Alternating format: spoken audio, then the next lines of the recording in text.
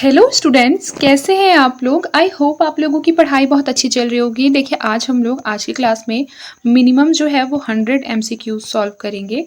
तो चलिए ये शुरू करते हैं। देखिए आपका 71 नंबर क्वेश्चन है कि सुमेलित करना है, जिसमें कि सूची 1 में संप्रदाय दिया हुआ है और सूची दूसरे में दिया हुआ है आचार्य का नाम। तो देखिए राधा वल्लभ संप्रदाय जो है वो बेसिकली उसके जो प्रवर्तक है वो आप लोगों को मैंने पढ़ाया है थ्योरी क्लासेस में कि स्वामी हित हरिवंश है। कौन है? स्वामी हित हरिवंश। जबकि सखी संप्रदाय जो है, सखी संप्रदाय का स्वामी हरिदास है। और निम्बार्क संप्रदाय का कौन है? निम्बार्क संप्रदाय का बताइए। बिल्कुल सही, निम्बार्क संप्रदाय का तो ये सामने ही दिया हुआ है, निम्बार्काचार्य। वल्लभ संप्रदाय मैंने पढ़ाया है वल्लभाचार्य। ये दोनों में आप लोगों को डाउट नहीं होगा। राधा वल्लभ संप्रदाय याद रखिएगा, स्वामी हित हरिवंश, और हरिदासी संप्रदाय का स्वामी हरिदास, जिसे कि आप सखी संप्रदाय भी कहते हैं। दो नाम है इसके, हरिदासी संप्रदाय और सखी संप्रदाय। तो ये याद रखना है। ऑप्शन नंबर ए इसका करेक्ट आंसर होगा। देखिए फिर अगला क्वेश्चन जो है वो भी क्या है, मैच द कॉलम, जिसमें एक साइड पे सूची दिया हुआ है। सूची 1 में है संप्रदाय के नाम और सूची दूसरे में है आचार्यों के नाम।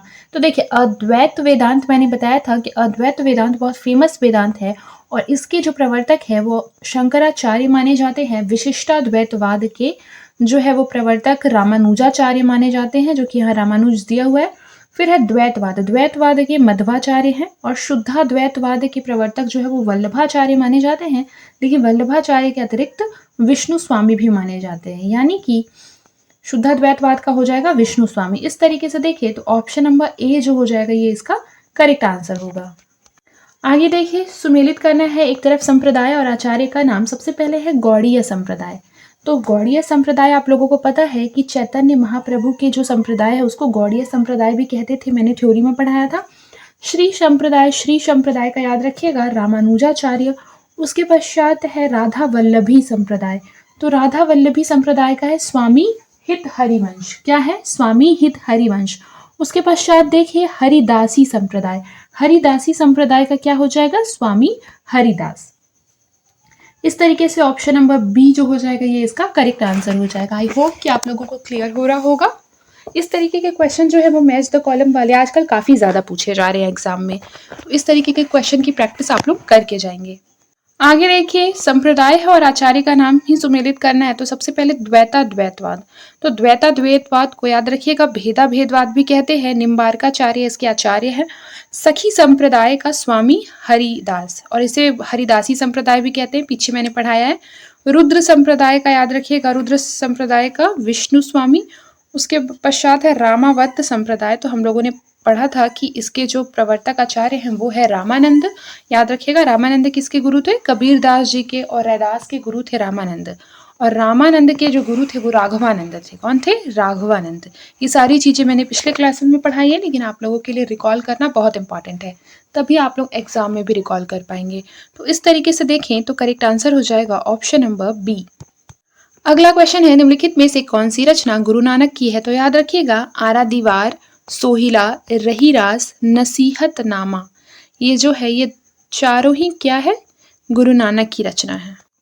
फिर देखिए भक्ति काल को हिंदी का क्या कहा जाता है? स्वर्ण युग कहा जाता है। क्यों कहा जाता है?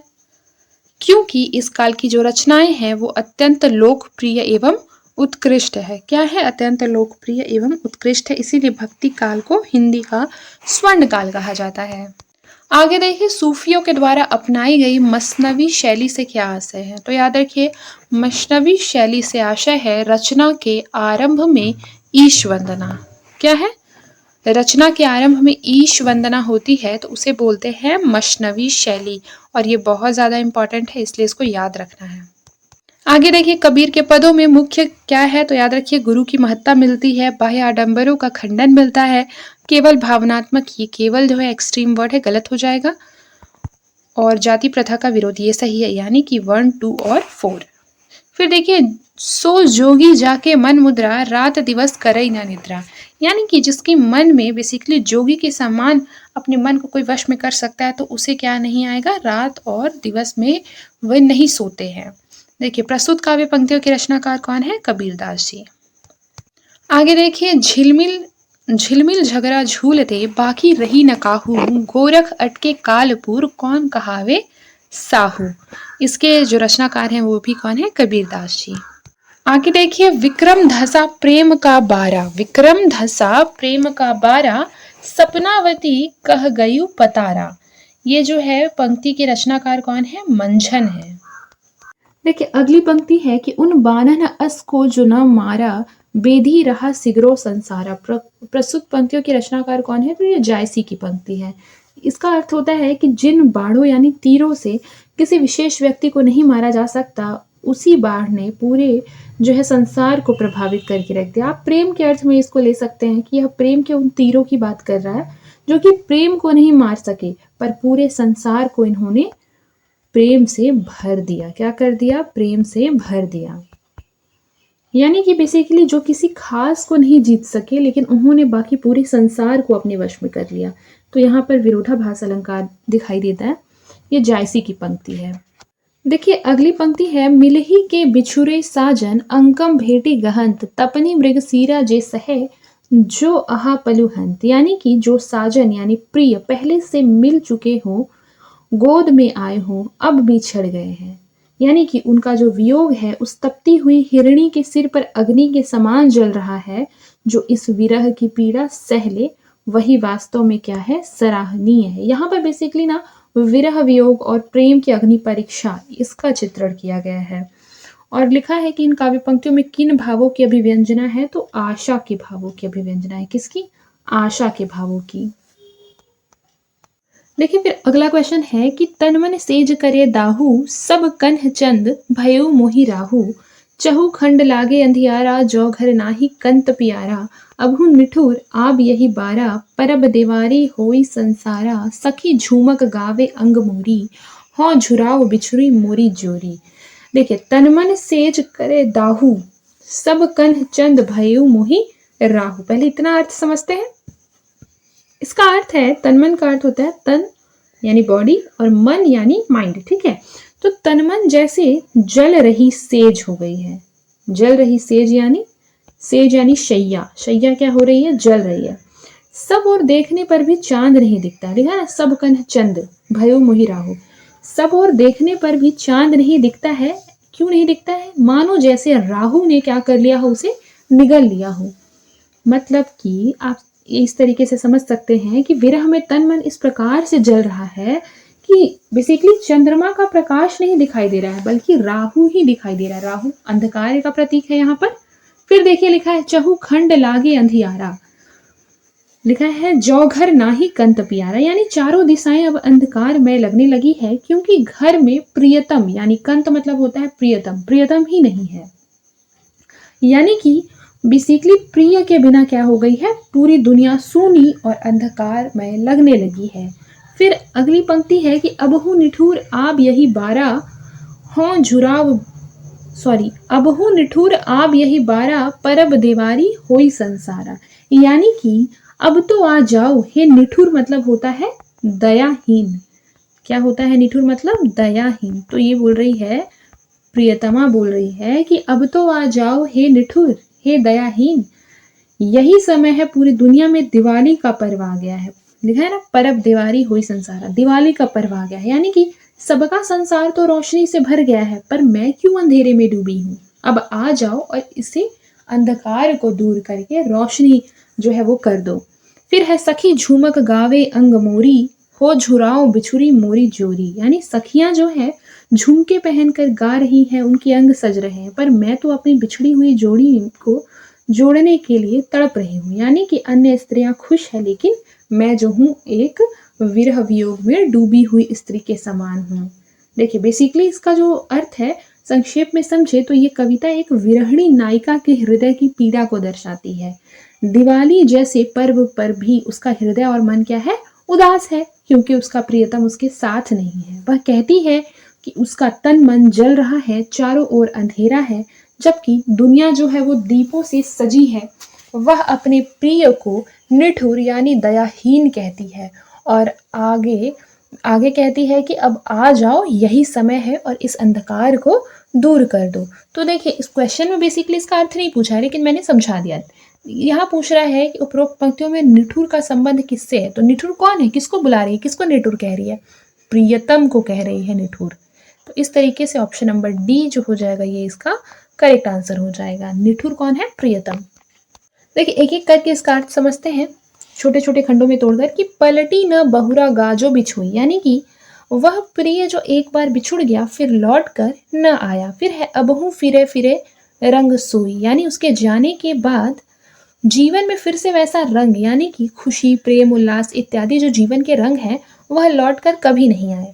सियरी अगिनी बिरहीन हिय जारा, यानी कि सीता जैसी अग्नि में विरहिणी का जो हृदय है वो क्या है, जलते रहता है।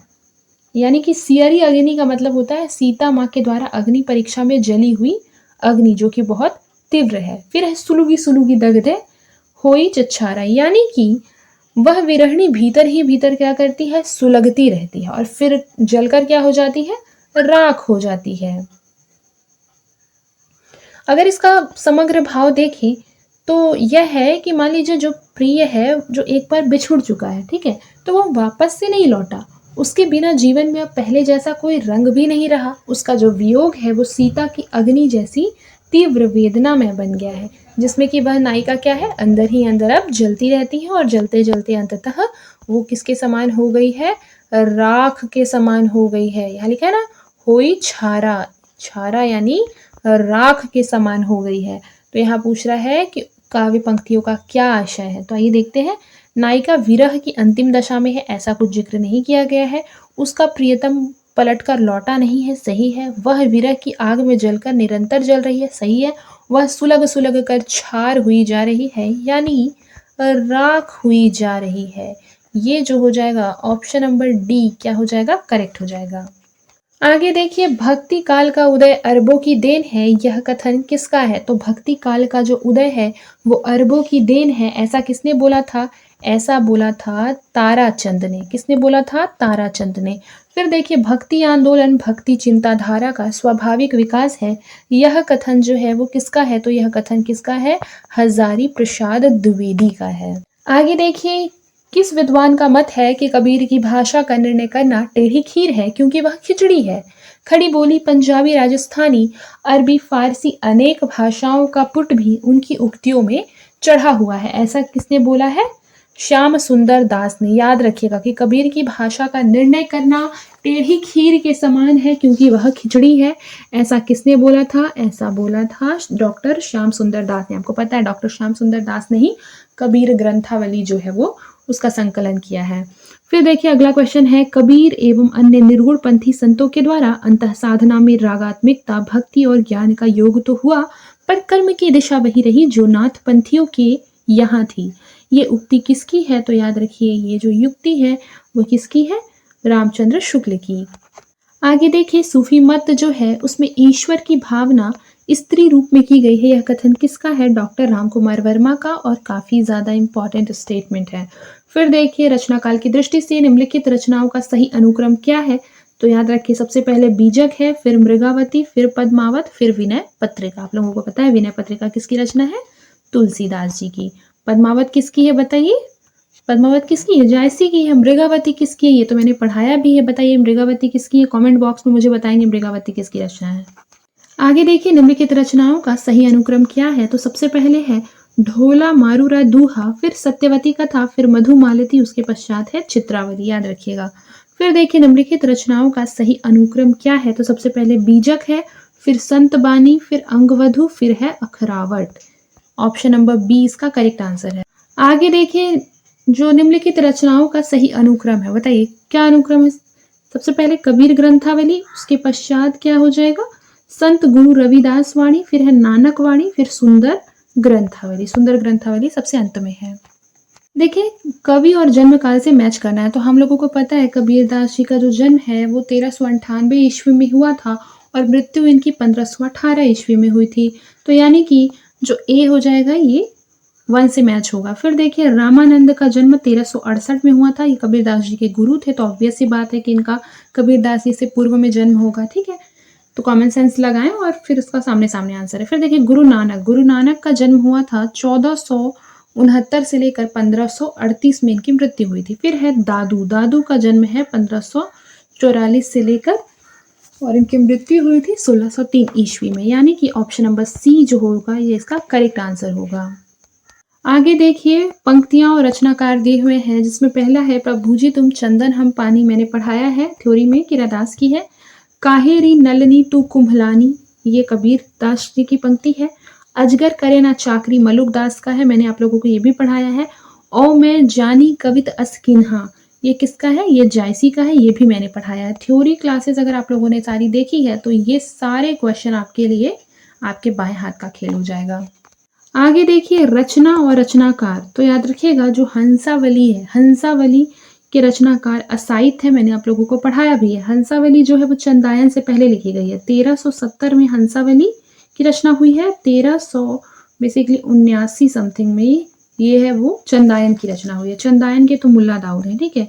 2 तो मैच हो गया, तो 2-1 इसमें है, तो बाकी आपका आंसर हो जाएगा ऑप्शन नंबर बी। ढोला मारूरा दुहा के रचनाकार कौन है, तो ये है कुशल राय।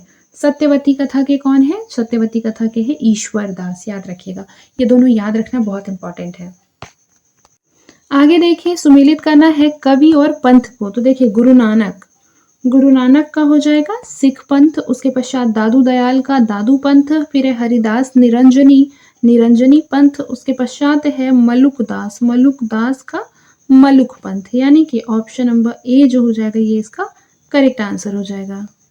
आगे देखिए निम्नलिखित में से किसका जो संबंध है वो मलुक दास से है, तो किसका संबंध मलुक दास से है, ज्ञान बोध भक्ति विवेक और सुख सागर, इसका जो संबंध है वो मलुक दास से है और अष्टपदी मलुक दास से संबंधित नहीं है। तो बताइए कि अष्टपदी का संबंध किससे है, ये भी मैंने आप लोगों को थ्योरी में पढ़ाया है, तो मुझे कमेंट बॉक्स में आंसर चाहिए, आप लोग बताएंगे। तो फिर अगर आप लोगों से आंसर नहीं बनेगा या गलत आंसर आएगा तो मैं कमेंट बॉक्स में जो है वो आंसर पिन कर दूंगी। देखिए निम्नलिखित में से सूफी साधना के सोपान कौन कौन से हैं, तो सबसे पहले वैराग्य, आत्मसंयम, अनुताप और विश्वास, ये चारों, ऑप्शन नंबर बी। आगे देखिए निम्नलिखित में से सूफी काव्यों की विशेषता कौन कौन सी है, तो याद रखिए रहस्यवादी भावना है, हिंदू संस्कृति का चित्रण है, फिर है लौकिक प्रेम के माध्यम से अलौकिक प्रेम की अभिव्यक्ति है, यह हो जाएगा ऑप्शन नंबर सी। आगे देखिए निर्गुण ब्रह्म को कियो समाधु तब ही चले कबीरा साधु, प्रस्तुत काव्य पंक्तियों के रचनाकार कौन है, तो इसकी रचना है दादू। फिर देखिए लिखा है रुक्मिणी पुनी वैसे ही मर गई, कुलवंती सत सो सती भई, ये कुतुबन की है, ठीक है, याद रखिएगा, ये दोनों ही बहुत इंपॉर्टेंट पंक्ति है, दोनों के दोनों।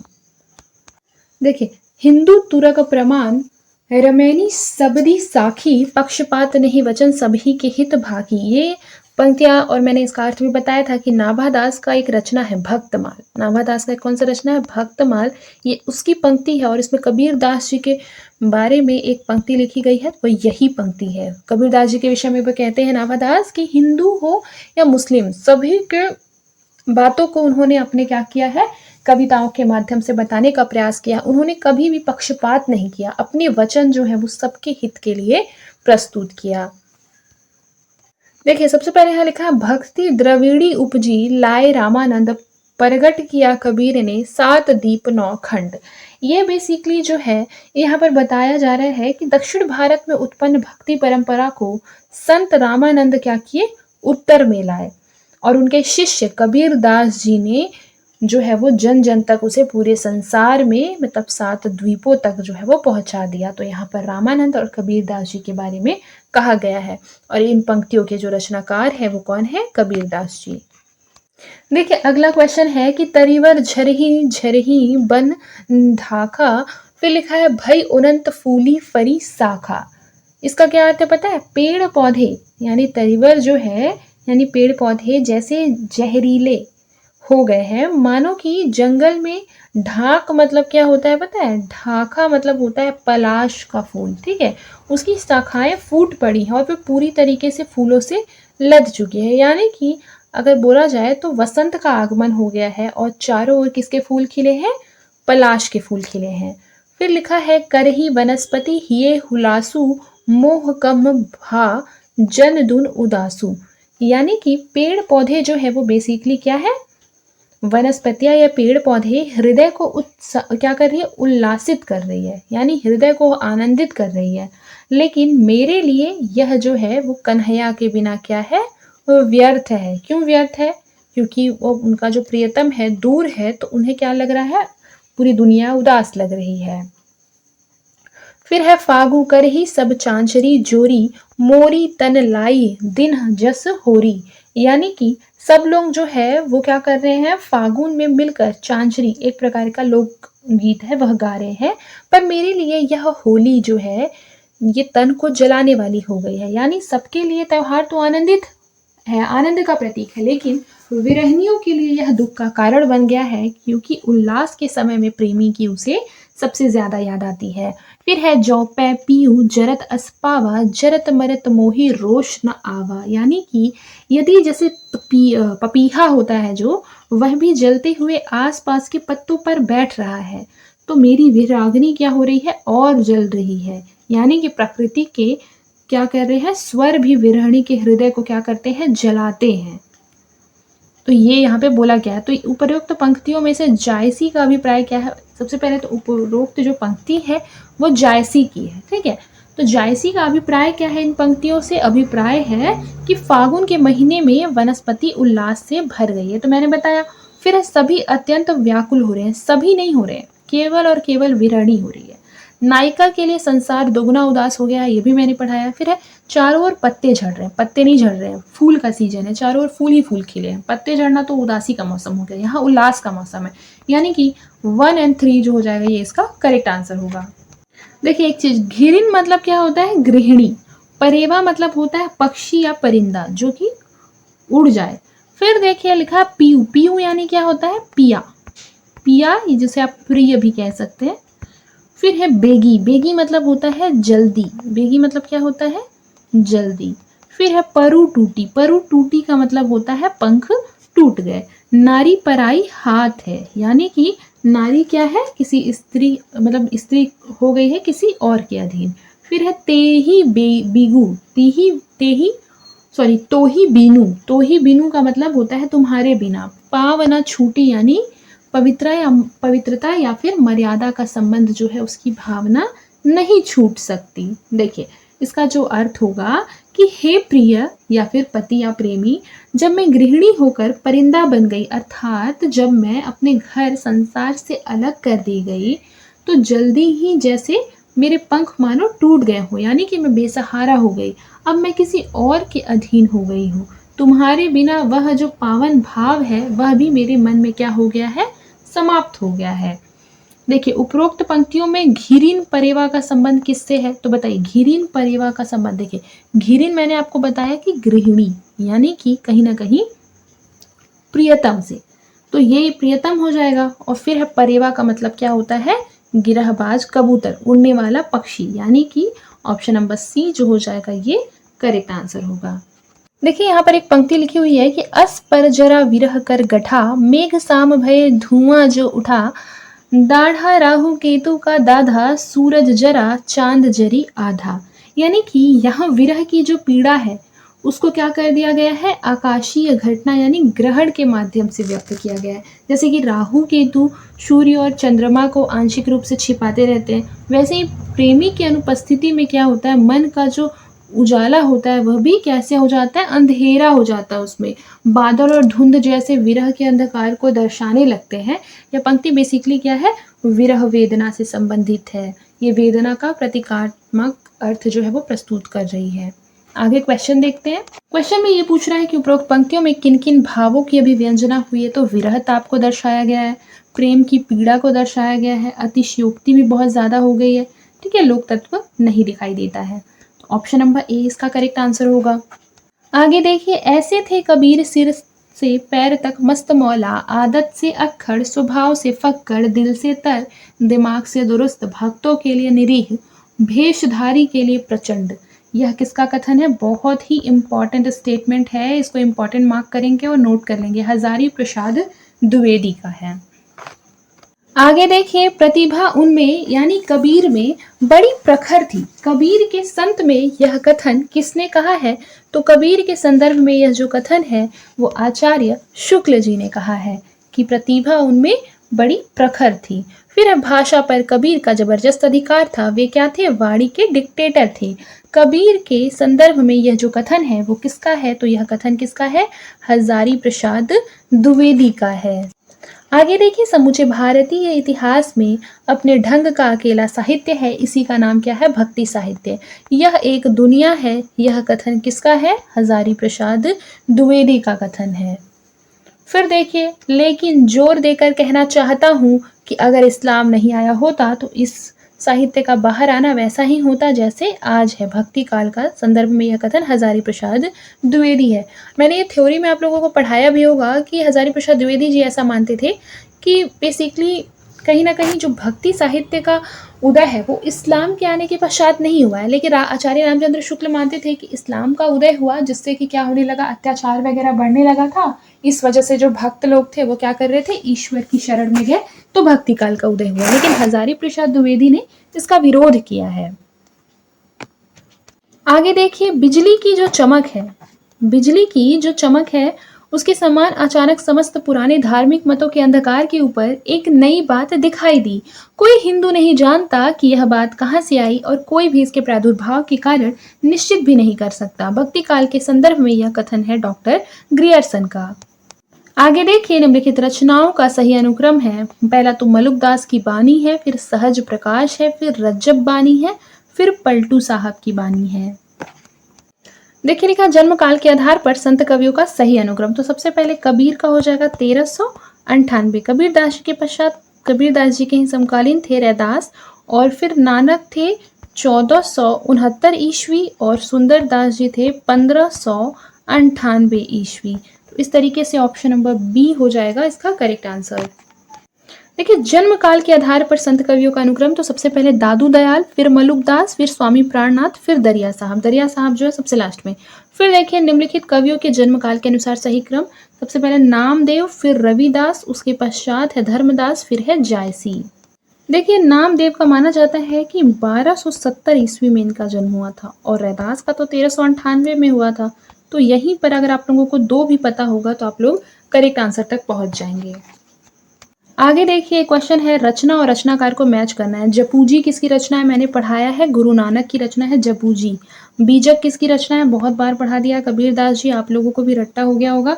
फिर देखिए लिखा है अष्टपदी। अष्टपदी किसकी रचना है? ये भी मैंने आप लोगों को पढ़ाया है कि हरिदास निरंजनी की रचना है अष्टपदी। फिर है हरडे वाणी। हरडे वाणी किसकी रचना है? थ्योरी में पढ़ाया है, ये दादू दयाल की रचना है। बहुत अच्छे से रट लेना है, ये दोनों आपको पता होगा लेकिन ये दोनों रट लेना है। आगे देखिए, सुमेलित करना है काव्य ग्रंथ को रचनाकार से। याद रखिए, रूप मंजरी। रूप मंजरी जो है उसके रचनाकार है नंददास। नंददास की बहुत फेमस रचना है रूप मंजरी। फिर है मधुमालती। मधुमालती के जो रचनाकार है कौन है? मैंने आपको पढ़ाया है, मंझन है। फिर है मृगावती। मृगावती के कौन है? कुतुबन के मृगावती है। चित्रावली। चित्रावली उस्मान। यानी कि ऑप्शन नंबर सी जो हो जाएगा ये इसका करेक्ट आंसर होगा। अब आगे देखिए क्या लिखा हुआ है, काव्य ग्रंथ है और भाषा है। मृगावती। मृगावती अवधि हो जाएगा। उसके पश्चात है रूप मंजरी। रूप मंजरी ब्रज भाषा। फिर उसके पश्चात हंसावली। हंसावली राजस्थानी भाषा में लिखी गई है। कथा रूप मंजरी लिखी गई है राजस्थानी मिश्रित ब्रज भाषा में। याद रखिए, हंसावली पूरी तरीके से राजस्थानी में है, मैंने पढ़ाया भी है थ्योरी में। मृगावती अवधि में है, रूप मंजरी जो है वो ब्रज भाषा में है। इस तरीके से करेक्ट आंसर होगा ऑप्शन नंबर डी। आगे देखिए, संप्रदाय और संस्थापक को मैच करना है। सबसे पहले श्री संप्रदाय का हो जाएगा रामानुज या रामानुजाचार्य। ब्रह्म संप्रदाय का मध्वाचार्य। रुद्र संप्रदाय का विष्णु स्वामी। सनक संप्रदाय का निम्बार्क। याद रखिएगा। देखिए, आज के लिए इतना ही, मिलते हैं नेक्स्ट क्लास में। तब तक के लिए अपना ख्याल रखें और मन लगाकर पढ़ाई करते रहें।